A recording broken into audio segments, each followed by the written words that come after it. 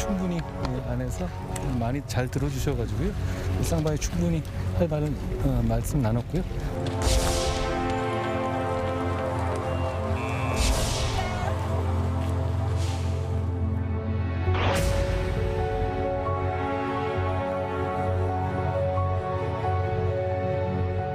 스토킹 범죄의 경우는 우리 국민 모두 당할 수 있는 보편적인 범죄입니다. 좀 경각심을 가지고 더 강도 높은 대책을 마련해야 하는데요.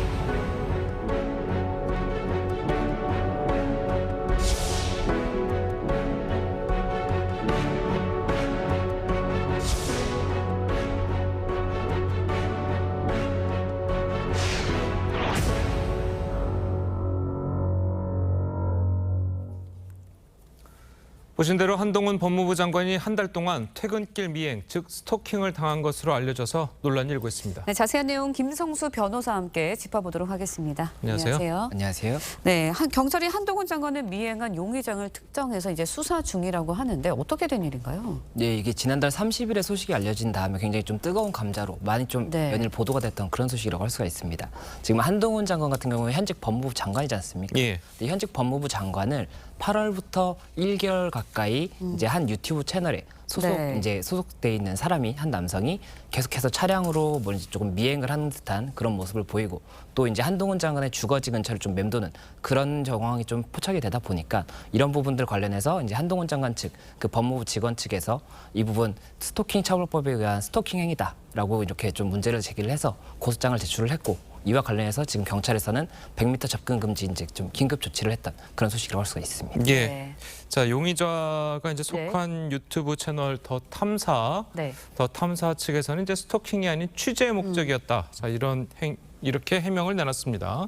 자, 그런데 이런 행위 자체가 취재라고 볼 수 있습니까? 어떻습니까? 법적으로는? 네, 일단은 지금 말씀드렸던 그 유튜브 채널이 더 탐사라는 유튜브 채널이었고 예. 여기서 지금 이제 이런 사실관계에 대한 해명을 내놓은 겁니다. 그래서 이런 좀 차량을 추적했다든지 이런 부분 일부 사실관계는 인정을 하는데 다만 이 행위의 목적 자체가 이 특정한 제보가 있어서 그 제보를 확인하기 위해서 이 관용 차량을 공직자인 한동훈 법무부 장관의 관용 차량을 조금 이렇게 쫓았던 것이지 이것이 이제 스토킹 행위로 볼 수는 없다 이렇게 지금 주장을 하고 있는 거거든요. 예. 네. 그런데 이게 이제 법적으로 쟁점이 될 부분이 무엇이냐면 스토킹 처벌법 자체가 2021년 10월 21일에 시행이 됐어요. 예. 굉장히 최근에 시행되다 보니까 이런 사례 같은 경우에 스토킹 행위로 볼 수 있느냐 법리적인 판단이 명확하지 않다고 볼 수가 있거든요. 네. 그리고 스토킹 처벌법의 2조 1항에 이제 스토킹 행위에 대해서 이제 정의를 하고 있습니다.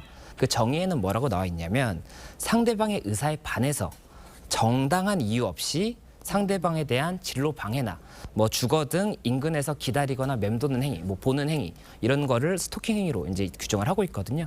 그렇다 보니까 취재 목적이라고 이렇게 주장을 한 이 부분이 정당한 이유로 볼 수 있느냐 이게 결국에는 법적인 쟁점이 될 것으로 보이고 긴급 조치에 대해서도 이제 또 조금 이슈가 될 수가 있기 때문에 이 부분 관련해서 스토킹 행위가 아니라고 한다면 긴급 조치 자체도 위법하다고 볼 수가 있거든요. 네. 그래서 그런 부분들에 대한 좀 판단이 있지 않을까 생각이 되는 상황입니다. 네, 그런데 이제 더 탐사라는 유튜브 채널, 열린공감 TV 출신 인물들이 만든 유튜브 채널이라고 알려지고 있습니다. 그렇다 보니까 열린공감TV 측에서도 더 탐사 측을 향해서 비판을 하고 우리라는 무관하다라고 입장을 냈어요. 예, 맞습니다. 지금 더 탐사 채널에 이제 소속돼 있는 사람이었다고 이렇게 얘기가 나오다 보니까 예. 그 열린공감 TV가 사실은 거의 동일한 좀 멤버였다라고 이야기가 나오고 있었거든요. 그렇다 보니까는 이 열린공감 TV랑 더 탐사가 그러면 결국에는 동일하게 이런 좀 취재를 한 것이 아니냐 이런 얘기가 나오다 보니까 예. 열린공감 TV에서는 유튜브의 공지사항을 통해서 이 열린공감 TV와는 더 탐사는 무관하다. 더 탐사는 열린공감 TV에 있던 이제 일부 사람들이 예. 만든 새로운 채널이고 이에 관해서는 아무래도 정당한 취재라도 위법한 행위를 자행하지 않는다. 그리고 누군가가 밉다고 위법하게 취재하는 것은 지양해야 하는 일이다. 이렇게 좀 선을 그었다고 볼 수 있는 그런 소식입니다. 네. 그리고 이제 뭐 유튜브 채널이 이제 취재 행위라고 했을 때 이 유튜브 채널이 정당하게 등록된 언론사냐 아니냐도 이제 법적인 판단의 근거가 되나요? 이게 아무래도 언론사가 뭐 이제 등록이 돼 있는 언론사가 있을 수가 있지 않습니까? 근데 이 등록돼 있는 언론사 같은 경우에는 취재 행위에 대해서 아무래도 조금 더 인정될 가능성이 높겠죠. 그런데 이런 등록된 언론사가 아니고 뭐 이런 좀 SNS라든지 뭐 유튜브 채널이라든지 이런 경우에는 이것을 언론사로 볼 수 있는지 자체부터도 좀 쟁점이 될 수가 있는 것이 뭐 누구라도 이런 행위를 하다가 취재 행위였다라고 주장을 했을 때 이게 과연 정말로 취재 행위인지를 판단할 수 있는 근거가 없지 않습니까? 그래서 그런 부분들에 대해서는 뭐 등록 여부 이런 걸 떠나서라도 이 채널이 실질적으로 언론사로 볼 수 있는 이런 좀 취재 행위를 할 수 있는 것이 정당한 행위인지 이런 것들을 판단하는 게 조금 기준이 될 수 있지 않을까 생각이 됩니다. 알겠습니다. 네, 이런 가운데 채널 A 사건과 관련해서 명예훼손 혐의로 재판을 받고 있는 민주당 최광욱 의원의 1심 선고 결과가 내일 나올 예정입니다. 관련 목소리 듣고 이야기 이어가겠습니다. 최강욱 의원으로 인한 피해 규모가 너무나 커서요. 성실하게 증언하도록 하겠습니다. 소위 말하는 권언유착으로 일종의 공작이 벌어져서 이동재가 함정에 빠졌다라는 식으로 호도하려고 했고 본질을 호도하지 말라. 애초에 검찰과 언론이 결탁해서 선거에 영향을 미치려고 했던 공작이 세상에 알려지고 그것 때문에 본인들이 궁지에 몰리니까 새로운 프레임으로 빠져나가려고 공작을 하는 사실이 있다. 네, 일단 검찰에서는 징역 10개월을 구형을 한 상황입니다. 내일 이제 판단이 나오는데 1심 재판부 어떤 판단을 좀 내리게 될까요? 네, 우선은 이게 지금 최강욱 의원 관련해서 사건이 3가지가 지금 진행이 되고 있어서 이걸 조금 설명을 드리고 말씀을 드려야 이 시청하시는 분들께서 좀 이해가 쉬우실 것 같아서 설명을 드리자면 일단은 업무방해 사건, 그리고 공직선거법 위반 사건, 명예훼손 사건 이렇게 3가지가 있는 거고 내일 선고가 있는 거는 명예훼손 사건입니다. 그래서 이 사건들에 대해서 사실관계를 조금 설명을 드리면 업무방해 사건 같은 경우에는 이제 이 허위 인턴 보고서 이 논란이 있었지 않습니까? 그렇죠. 조국 전 장관 아들 관련해서 그 허위 인턴 보고서 관련해서 이것을 작성한 것이 맞다고 한다면 이것을 제출하는 상대방에 대한 업무를 방해하는 행위가 될 수가 있거든요. 그래서 그에 대해서 업무방해 행위로 기소가 되었었고 1심, 2심에서는 징역 8개월 그리고 집행유예 2년 이렇게 선고가 지금 이뤄진 상태고 대법원에서 이제 판단을 기다리고 있는 그런 상황입니다. 그리고 공직선거법 위반 같은 경우에는 지난 4.15 총선 당시에 이 허위 인턴 보고서 관련해서 이것이 그러면 작성을 한 것이냐 아니냐는 이제 조금 사실관계의 문제지 않습니까? 그런데 한 이제 이런 좀 채널에 나와서 본인은 이것을 작성한 것이 아니다 이렇게 이야기를 했는데 이게 공직선거 관련해서 허위 사실을 공표한 경우에는 공직선거법 위반이 됩니다. 그래서 이와 관련해서는 지금 1심에서 80만 원을 선고를 받았었고 현재는 지금 항소심에 올라가 있는 단계였는데 항소심에서 2020년 6월 22일에 이 관련 사건 손준성 검사 고발 사주 사건 관련 사실관계를 조금 파악을 해야 될 것 같다라고 해서 중단이 돼 있는 상태고요. 이제 내일 말씀드렸던 내일 이제 선고가 있는 명예훼손 사건 같은 경우에는 2020년 4월에 최강욱 의원이 페이스북에 글을 하나 게시합니다. 그래서 이동재 전 기자가 뭐 이런 특전 진술을 조금 요청을 했다. 이런 좀 언급을 했었는데 이 부분이 이제 이동재 전 기자에 대한 이 명예훼손, 허위사실 유포를 한 명예훼손이라고 지금 그렇게 좀 고소가 됐던 사건이거든요. 그래서 이게 기소가 됐고 이제 내일 1심 첫 선고기 때문에 어떻게 선고가 될지가 조금 기초가 주목되는 그런 소식입니다.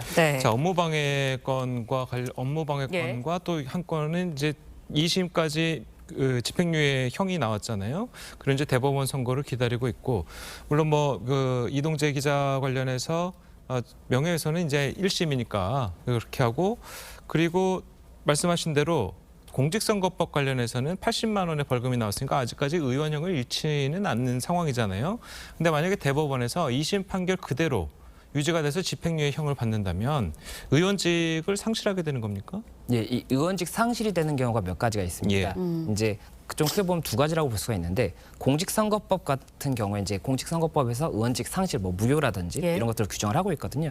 그래서 선거범죄 같은 경우 아니면 정치자금법 위반 범죄 같은 경우에는 100만 원 이상의 형을 선고를 받으면 바로 이제 의원직이 무효가 됩니다. 당선 무효가 될 수가 있고 그리고 이제 그냥 일반 형사사건, 방금 말씀드린 2가지 사건 외의 사건들은 다 일반 형사사건이라고 볼 수가 있는데 이 경우에는 금고 이상의 형을 선고를 받으면 그때도 이제 당선직을 잃게 되거든요. 그래서 이 2가지에 해당할 수 있느냐인데 말씀드렸던 것처럼 3가지 사건이고 업무방해 사건과 명예훼손 사건 같은 경우는 일반 형사사건이거든요. 그래서 이 경우에는 금고 이상의 형이 선고가 돼야 되기 때문에 그 말씀하셨던 업무방해 1, 2심 징역 8개월, 집행유예 2년 같은 경우에는 금고 이상이거든요. 그렇죠. 그래서 대법원에서 확정이 된다고 된다고 한다면 의원직이 이제 상실이 될 수 있는 그런 예. 사건이라고 볼 수가 있고 공직선거법 같은 경우에는 1심에서 80만 원이 나왔기 때문에 네. 뭐 항소심에서 100만 원이 넘을지는 또 이제 판단을 봐야겠지만 만약에 100만 원이 넘는다고 한다면은 이제 당선 무효가 될 수가 그렇죠. 있겠지만 그렇지 않다고 한다면은 이 부분은 이제 조금 당선 무효가 되지 않을 수가 있어서 뭐 여러 가지로 조금 추이를 지켜봐야 되는 상황이 아닌가 생각이 됩니다. 알겠습니다. 그런데 이제 공직선거법 위반 그것과 관련해서는 이제 재판부가 사건이 뭐 수사가 될 때까지는 재판을 이제 중단하겠다 이런 이야기를 했거든요. 지금 근데 곧 재개될 가능성도 나오고 있는 거죠. 예, 말씀드렸던 것처럼 이제 공직선거법 위반 같은 경우에는 1심에서 80만 원 벌금형이 이제 선고가 됐었고 예. 바로 이제 항소가 진행이 돼서 이제 항소심이 진행이 되고 있었습니다. 그런데 이 항소심 과정에서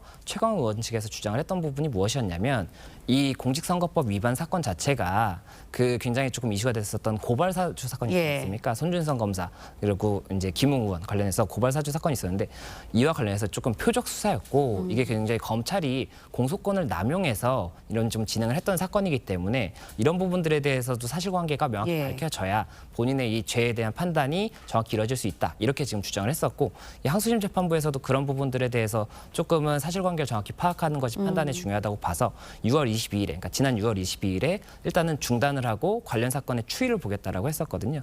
그런데 지금 그 고발사주 사건 관련해서 김웅 의원 측이 예. 이제 검찰에서 김웅 의원의 혐의에 대해서 공수처에서 이제 다시 이첩을 해서 판단을 했었는데 김웅 의원은 지금 무혐의가 나왔거든요. 그렇다 보니까는 손준성 검사의 이 형사재판 같은 경우에는 지금 법원에 기소가 돼서 진행을 하고 있는데 이 기소가 지금 어느 정도 진행이 된 다음에 재개를 할지 아니면 김웅 의원 부분이 어쨌든 사실관계가 조금 더 특정이 됐기 때문에 이제 재개를 할지 이 부분이 조금 뭐 재판부의 판단에 따라서 재개가 될 수도 있기 때문에 이런 부분들도 재개가 될지가 조금 관심을 모으고 있다 이렇게 볼 수가 있을 것 같습니다. 예, 뭐 최강욱 의원 건이 아니더라도 보통 이제 일반에서 이제 비판이 나오는 것 중 하나가 국회의원들이 의원직을 잇는 경우는 네. 말씀하신 것처럼 이제 형사 사건에서 금고 이상의 형을 받거나 그래서 공직선거관리법에서 벌금 100만 원 이상의 형을 받을 때라고 이제 규정하고 있는데 사람들이 딱 들었을 때는 아 그러면은 1심에서 받으면 바로 의원직에 잃는 건 아니냐 이렇게 생각하는데 보통은 대법원까지 가잖아요. 자 그렇게 되면 의원 임기를 거의 채우는 경우가 많아서 이것에 대한 비판이 굉장히 많은데 변호사님 보시기에는 좀 그런 것에 대해서는 어떻게 좀 생각을 하십니까? 예, 그런 부분에 대해서는 당연히 비판이 나올 수밖에 없는 것이 형사사건 같은 경우에도 굉장히 빨리 진행을 하려고 노력은 하지만 뭐 증인신문이라든지 정당한 재판 진행을 하다 보면 이게 굉장히 임기를 거의 채워서 끝나는 경우가 많아요. 예. 법원까지 가면. 그렇다 보니까는 그런 비판이 나올 수밖에 없는데 그렇다고 해서 이게 형사사건 같은 경우에 뭐 모든 재판이 다 그렇겠지만 1심의 선고가 항소를 해서 다투고 있는데 확정이 됐다라고 사실관계를 단정할 수는 없는 거거든요. 그렇기 때문에 3심제를 주는 거지 않습니까? 사실관계를 최대한 많이 다툴 수 있게 하도록 하기 위해서. 그렇기 때문에 그런 부분들에 대해서 이게 조금 비판이 나올 수밖에 없는 부분이지만 조금 그렇다고 해서 불가항력적인 부분이 아닌가 생각이 들고 그리고 이렇게 선고가 되고 나면 어쨌든 그 다음 선거 같은 경우에는 아무래도 출마 자체가 어려울 그렇죠. 수가 있기 때문에 정치적으로는 결국에는 어느 정도의 조금 페널티를 예. 가져갈 수가 있거든요. 그래서 그런 부분들에 대해서 어느 정도 좀 이런 부당한 부분이 상쇄가 되는 것이 아닌가 좀 그렇게 말씀드릴 수 있을 것 같습니다. 알겠습니다. 알겠습니다. 자 오늘 변호사님 말씀은 여기까지 듣겠습니다. 잘 들었습니다. 고맙습니다. 고맙습니다.